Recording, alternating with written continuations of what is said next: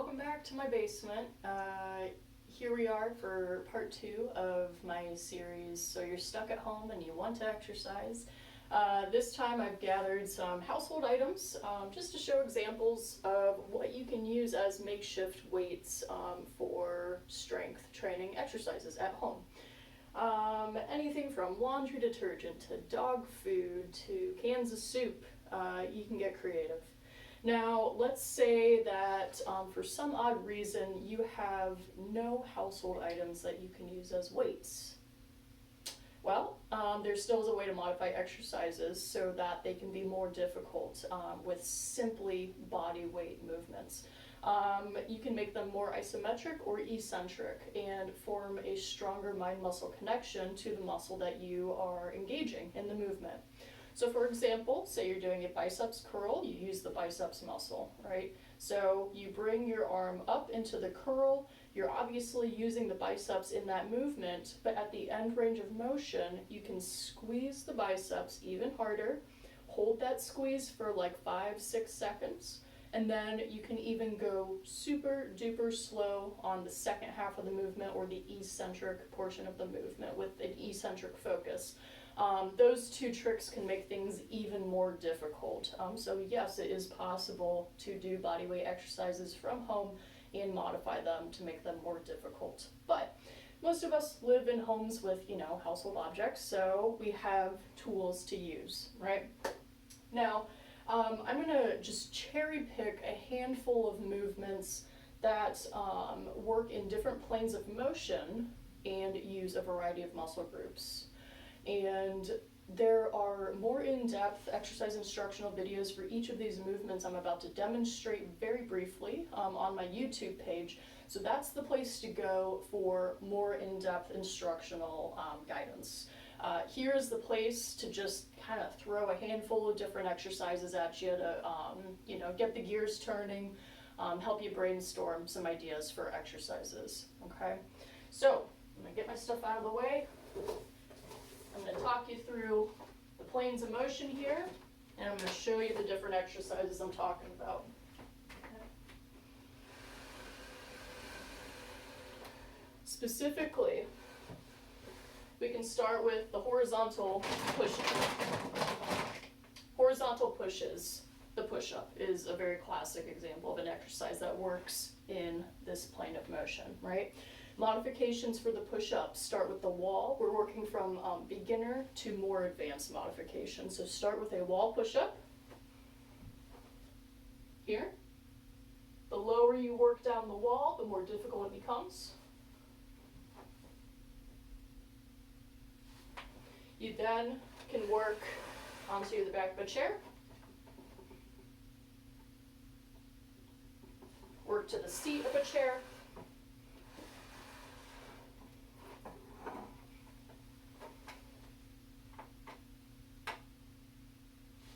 And then from there, you can work to the floor with your knees down.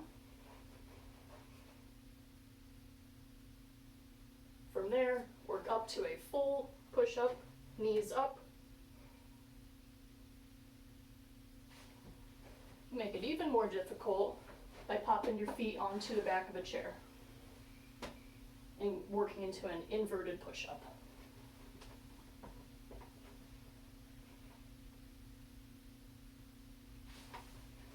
Let's say you don't sit in your house and you don't have any chairs.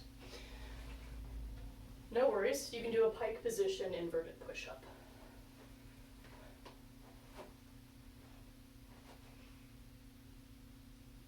Like that. You can even pop your feet up onto the bottom step on a staircase and do an inverted push-up in that way. So that's horizontal pushing. Let's do vertical pushing, okay? The overhead press is an easy way we can accomplish that movement. You can do single arm, grab your can of soup or black-eyed peas, press overhead and down. How do you make it more difficult? Go heavier, go slower, pause at the top, okay? You can do both arms with equal weighted objects. Okay. If if you have equal weighted objects. Otherwise, you can do single limb, all right? And from there, you can go heavier with the laundry detergent or whatnot. So that's our vertical pressing. Let's go back to horizontal pulling. We can do supported and unsupported bent over rows to accomplish that plane of motion and that pulling movement. So you can start with supported by putting one arm on a chair or a desk, a bed, a bench, endless possibilities here. Put one arm as your support, keep your trunk flat, feet flat, pulling that elbow back toward the hip. This is a supported bent over row. Okay. You can make it more difficult by going heavier. You can also make it more difficult by going unsupported. And the unsupported row is a fantastic opportunity to practice that breathing and bracing that I discussed in the last video. So get your breath in your brace with your non-rowing hand. Work into your hinge or your bent over position, holding that brace. You want to be pretty close to parallel with the floor with your torso. The more upright you are, the easier it will be. The lower you are, the more difficult it will be. And then you're going to pull your elbow back towards your hip in the same way. Okay? So from this angle, get that brace, hinge, and row. Okay? Going heavier makes it tougher, obviously. So now let's talk vertical pulling. This one you have to be especially creative, and I kind of hacked this one by saying, well, what muscles are being used in a vertical pulling movement, such as a lat pull-down machine that you would use at a gym? Well, we're using the lats, and we're using shoulders as well. So, one tool I found were paper plates, slick side down, okay?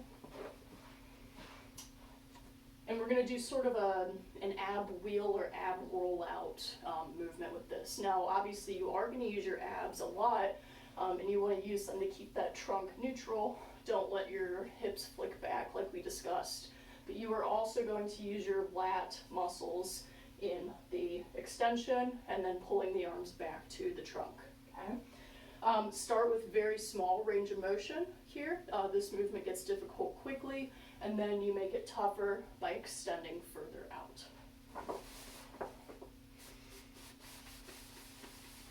So back,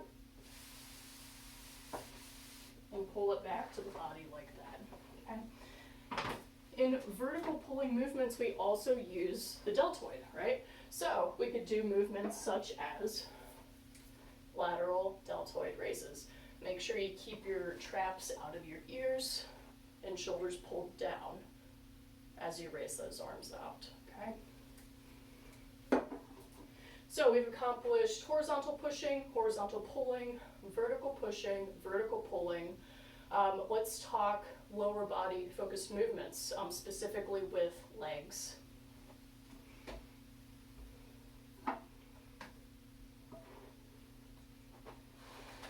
Here, you can practice a pretty foundational movement, the box squat. Okay? So get your chair or edge of the bed, whatever. I like to line up on the corner of the object so that I can just sit straight down in a squat, which is how we want to do that, rather than having to, if I were standing on this angle, I might have to like hinge my hips back to search for the object, which can promote overextension of the spine. So instead, line up on the corner, get that trunk in neutral position, and glue the pieces together with the breath and the brace. Stop right when your butt hits the chair and stand back up, okay?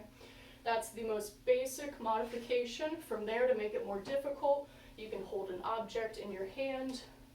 You can get the chair out of the way and turn it into a free squat. You can turn it into a goblet squat, which means hold an object in front of you. Dropping right between your heels with your hips, okay? You can make that even more difficult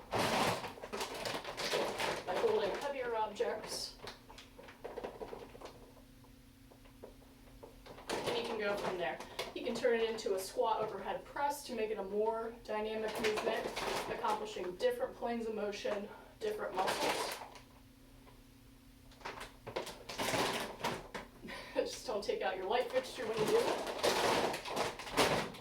Let's talk lower body movements that use back specifically.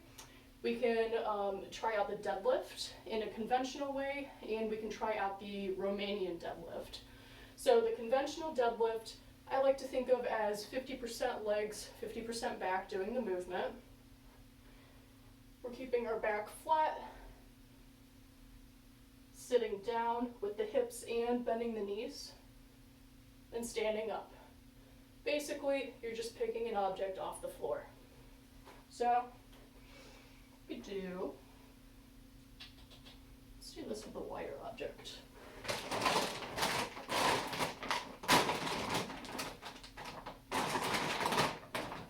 we go. So, starting here, breath embrace. Don't let your hips flick back. You're going to keep everything packed to neutral. Up and down. So from the side, this is going to look like down, up, and down. We can also do Romanian deadlifts, which I like to think of as 70% back, 30% legs. We're keeping our knees unlocked, but we're not bending our knees. Rather, we're hinging our hips is the movement here. So, starting here, hips are going back, my trunk is flat and neutral, and then we're coming back up to neutral. So notice I didn't bend my knees like a squat or a conventional deadlift, but rather I kept my unlocked knees in the same angle.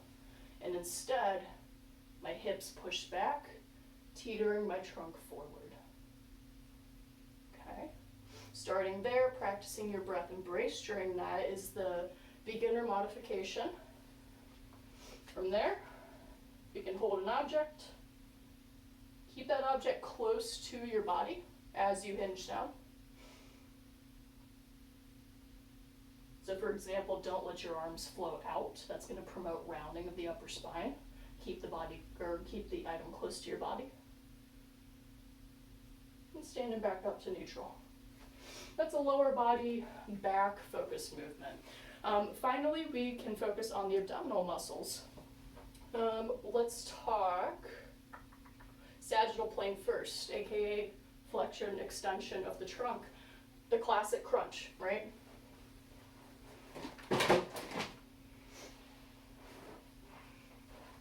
Starting with feet planted on the floor, using rectus abdominis to curl up, pretend you have a beach ball over your belly. Do not strain your cervical spine. In this, keep your neck and chin neutral, and just use your abs in a small range of motion. How do you make that more difficult? You hold an object, okay? Let's talk coronal or frontal plane abdominal exercises. So that means lateral flexion and oblique side bend. It's a fantastic exercise here. So standing here, laterally flex. Use these obliques to pull your trunk back up to neutral, okay? Guess what? You can make this a two-part thing. Grab your old heavy textbook, pinch it in your grip. You're going to now make this a grip workout with obliques, and you can go from there, get heavier objects. Who says you can't get creative and make exercises effective at home? So, the final plane of motion I want to talk about with abdominal muscles is the transverse or rotational. One exercise you can do is called a Russian twist. Starting with the easier modification, keep your feet planted on the floor. Start up in a V position, and we're going to rotate the torso, like so. Okay. You make it more difficult by raising those legs and even more difficult by holding an object at your chest. Okay? Now, this is just a very starting kind of way to get a variety of exercises. Obviously, the way I described this in the planes of motion was very basic and cookie cutter. There are obviously more complex, more compound movements that are more fluid and incorporate multiple planes of motion, multiple muscle groups. I think it's important to start with the basics first and think of planes of motion because it makes sure that you're getting variety. For example, you're not overusing the pushing movements but neglecting the pulling.